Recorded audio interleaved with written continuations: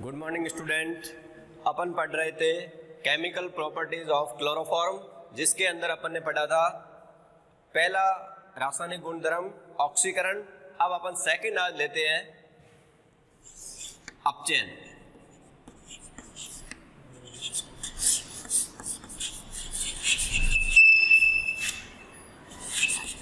Reduction.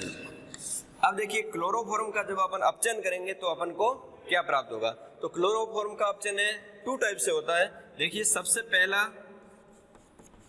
Chloroform का अपचयन अपन Zn plus HCl की उपस्थिति में जब करते हैं तब ये 2H प्रदान करेगा और यहां पर अपन को प्राप्त हो जाएगा CH2 Cl2 plus HCl, dichloro methane का निर्माण हो जाएगा। और यदि अपन क्लोरोफॉर्म का अपचयन Zn प्लस H2O को अपन यहाँ पर वाष्प लेंगे, वाष्प के रूप में लेंगे। अब क्लोरोफॉर्म का अपचयन अपन Zn प्लस H2O के साथ करेंगे। H2O यहाँ वाष्प फॉर्म के अंदर है, तब यहाँ पर क्या है कि जो अपन को प्राप्त होगा वो हो जाएगा CH4 प्लस 3HCl। कहने का मतलब यहाँ पर क्या प्राप्त होगा, मेथेन प्राप्त होगा। तो ये पर्सन बहुत इंपॉर्टेंट बनता है कि मान लो पर्सन आ जाए, रिएक्शन को कंप्लीट करना है, अभिक्रियाओं को पूर्ण करना है और यहाँ पर क्लोरोफॉर्म और यहाँ पर Zn प्लस HCl दिया हुआ है और अभिक्रिया पूर्ण करना है, मतलब अपचयन करना, तो यहाँ पर उत्पाद क्या बनेगा, डाइक्लोरो मेथेन बनेगा। और यहाँ पर यदि क्लोरोफॉर्म का अपचयन Zn प्लस H2 मतलब वाष्प की उपस्थिति में हो रहा है तब यहाँ पर क्या बनेगा, मेथेन बनेगा। तो ये चीज इसमें ध्यान में रखनी है। तो ये था क्लोरोफॉर्म का अपचयन।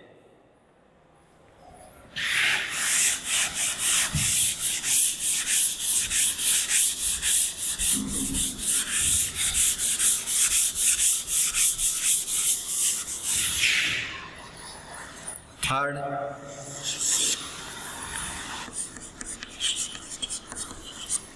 एसीटोन के साथ। अब देखिए यहां पर जब क्लोरोफॉर्म की अभिक्रिया अपन एसीटोन के साथ करेंगे तो CH3 डबल बॉन्ड O। अब क्लोरोफॉर्म की जो अभिक्रिया एसीटोन के साथ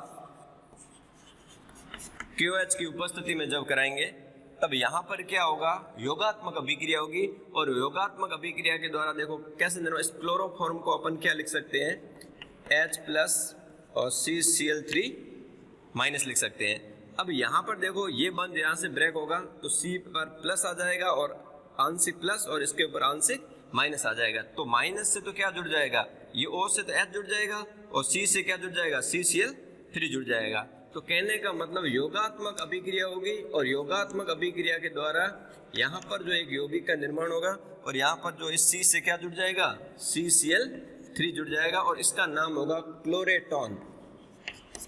क्लोरेटोन का निर्माण हो जाएगा और ये अभिक्रिया बहुत इंपॉर्टेंट है। और ये जो अपन को क्लोरेटोन प्राप्त हुआ है, इस क्लोरेटोन का जो यूज उपयोग जो होता है वो एक निंद्राकारी औषधि के रूप में इसका उपयोग किया जाता है। तो ये था यहाँ पर एसीटोन और ये था अपना क्लोरोफॉर्म। तो एसीटोन की अभिक्रिया क्लोरोफॉर्म के साथ QH की उपस्थिति में हो रही है, योगात्मक अभिक्रिया हो रही है और जिससे इसका नाम हो रहा है, निर्माण हो रहा है, क्लोरेटोन का निर्माण हो रहा है। और इस क्लोरेटोन का जो उपयोग है वो किसके रूप में किया जाता है, निंद्राकारी औषधि के रूप में किया जाता है। तो ये था रिएक्शन एसीटोन के साथ।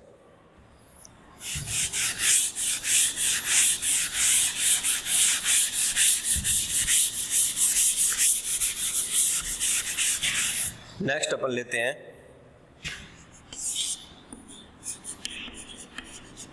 नाइट्रीकरण। नाइट्रीकरण के अंदर देखिए क्लोरोफॉर्म की अभिक्रिया अपन किसके साथ करेंगे, सांद्र HNO3 या कंसंट्रेट HNO3 के साथ करेंगे। तो देखिए यहाँ पर अपने ले लिया CHCl3 जिसको अपन कहते हैं क्लोरोफॉर्म।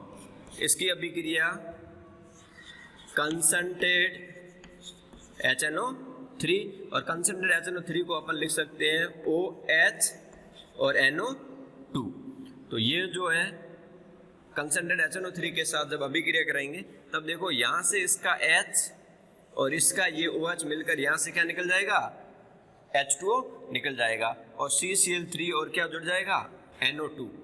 तो ये इसको अपन लिख सकते हैं CCl3 NO2 और प्लस क्या हो गया, H2O। तो ये जो बना इसको अपन कहेंगे क्लोरोपिक्रीन। तो कहने का मतलब ये है कि क्लोरोफॉर्म का जब अपन नाइट्रीकरण करेंगे कंसंट्रेटेड HNO3 के साथ तो अपन को क्या प्राप्त होगा, क्लोरोपिक्रीन प्राप्त होता है। और इसको अपन युद्ध गैस, वार गैस या इसको अपन अश्रु गैस, टीयर गैस भी कहते हैं। तो क्लोरोफॉर्म के द्वारा क्लोरोपिक्रीन का निर्माण कैसे करेंगे, या क्लोरोफॉर्म के द्वारा अपन युद्ध गैस या अश्रु गैस का निर्माण कैसे करेंगे, तो इसकी लिए अभिक्रिया कौन सी है, नाइट्रीकरण। क्लोरोफॉर्म का जब अपन नाइट्रीकरण करेंगे तो क्लोरोपिक्रीन प्राप्त होगा, जिसको अपन युद्ध गैस या अश्रु गैस के नाम से भी इसको जाना जाता है। तो ये था क्लोरोफॉर्म का नाइट्रीकरण।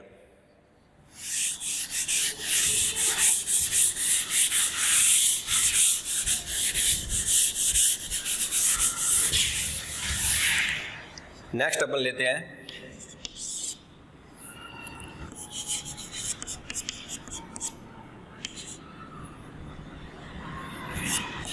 क्लोरीनीकरण। अब देखिए क्लोरोफॉर्म CHCl3 का क्लोरीनीकरण मतलब रिएक्शन Cl2 के साथ H की उपस्थिति में जब अपन कराएंगे तब यहाँ पर जो है H और एक Cl मिलकर HCl जुड़ जाएगा और एक Cl यहाँ जुड़कर यहाँ पर बन जाएगा CCl4 प्लस HCl। तो कार्बन टेट्रा क्लोराइड का निर्माण हो जाएगा। तो क्लोरोफॉर्म का जब अपन क्लोरीनीकरण करेंगे तो अपन को क्या प्राप्त होगा, कार्बन टेट्रा क्लोराइड प्राप्त होगा।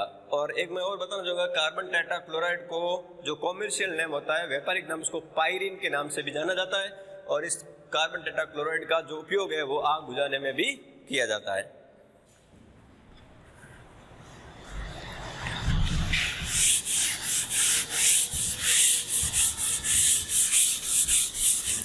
नेक्स्ट अपन लेते हैं जल अपघटन।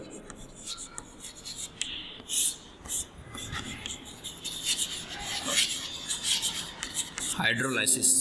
अब देखिए क्लोरोफॉर्म का जब अपन जल अपघटन करेंगे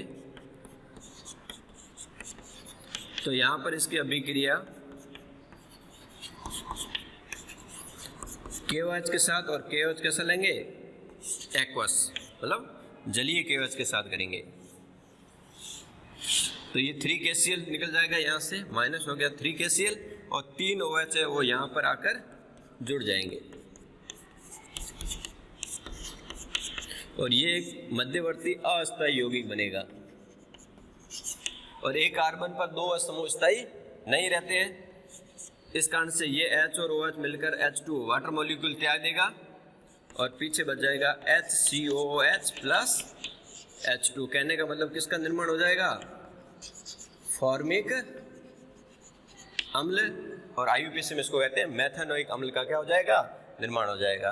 तो क्लोरोफॉर्म का जब अपन जल अपघटन करेंगे तो अपन को क्या प्राप्त होगा, फॉर्मिक एसिड या मेथानोइक अम्ल प्राप्त होता है।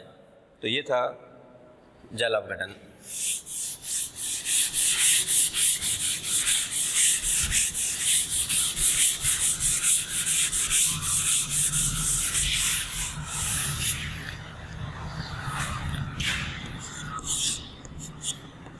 नेक्स्ट अपन लेते हैं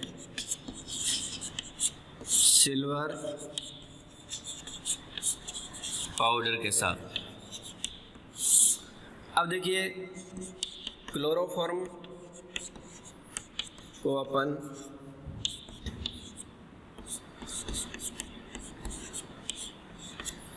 सिल्वर पाउडर के साथ में जब गर्म करेंगे तो ये अभिक्रिया करके यहाँ से 6 AgCl निकल जाएगा और CH ट्रिपल बन CH प्लस 6 AgCl। कहने का मतलब किसका निर्माण हो जाएगा? एथाइन, या इसको अपन एसिटिलीन भी कहते हैं। तो क्लोरोफॉर्म को जब अपन किसके साथ में, सिल्वर चूर्ण के साथ में गर्म करते हैं तब अपन को एल्काइन प्राप्त होगी और एल्काइन में भी कौन सी, एथाइन अपन को प्राप्त होती है। तो ये था सिल्वर पाउडर के साथ।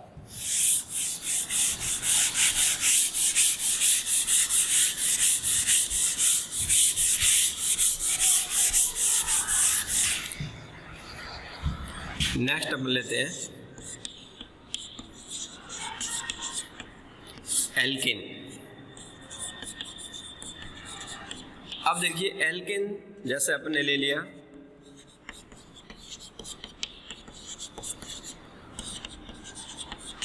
ब्यूटीन या उसको 1 ब्यूटीन भी कहते हैं, और इसके ऊपर यदि अपन क्लोरोफॉर्म का योग कराएं तो यहाँ पर जो एल्किन पर क्लोरोफॉर्म का जो योग है वो पेरोक्साइड की उपस्थिति में हो रहा था। इसका मतलब यहाँ पर कौन सा नियम लागू होगा? प्रति मार्कोनिकॉफ नियम, या अपन कह सकते हैं एंटी मार्कोव नियम के अकॉर्डिंग यहाँ पर योग होता है।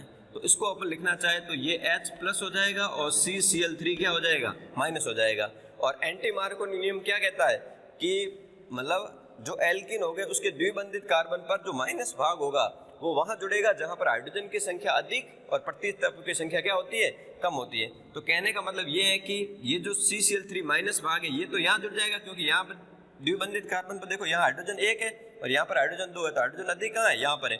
तो ये CCl3 तो यहाँ जुड़ जाएगा और ये H है वो यहाँ जुड़ जाएगा। तो उत्पाद क्या बनेगा, देखो अपना CH3 CH2, ये हो गया CH2, ये CH2 और ये हो जाएगा CCl3, ये यहाँ पर जुड़ जाएगा। तो कार्बन देखो इसमें 1 2 3 4 और 5 कार्बन, तो 1 पे क्या जुड़े हुए, 3 क्लोरीन जुड़े, तो उसको अपन कह सकते हैं 1 1 1 ट्राइक्लोरो पेंटेन का क्या हो जाएगा, निर्माण हो जाएगा। तो कहने का मतलब ये है कि जो एल्किन पर जो क्लोरोफॉर्म का योग है वो पेरोक्साइड की उपस्थिति में हो रहा है, इसलिए कौन सा नियम लगेगा, प्रति मार्कोव नियम या एंटी मार्कोव नियम के द्वारा योग होगा और अपन को उत्पाद प्राप्त हुआ है 1 1 1 ट्राइक्लोरो पेंटेन। थैंक्स।